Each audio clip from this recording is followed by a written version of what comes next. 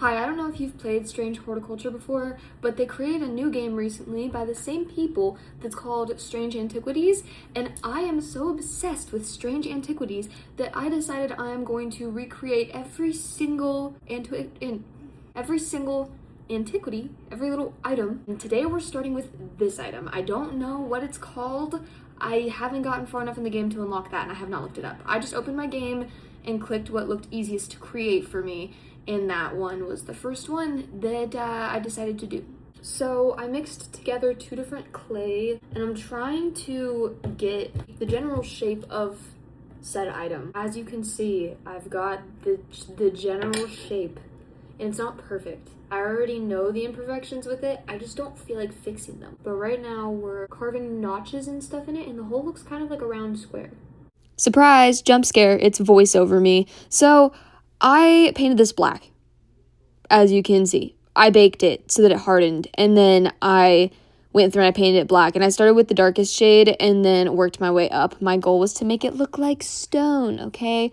That is ultimately the goal. That's the thought behind this. I did not follow shade for shade exactly how it looked in the video game because I wanted this to look like the realistic version of what's in the video game.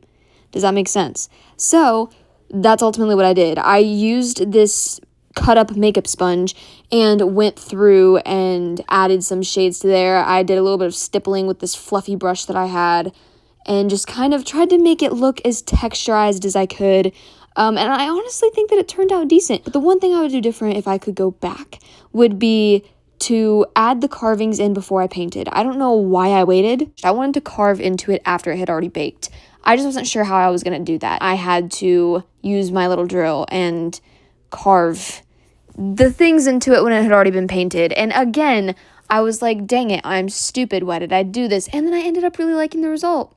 I genuinely, thoroughly, really liked the result. So that's that. I wasn't too upset about it. I'm glad that I'm stupid and that I went about it in a weird way. Hi again, friends. This is me hours later, even though you just saw me milliseconds ago. I finished it. Again, here's what we were going for, but the real world version. And here is what we got. I'm very happy with it, honestly.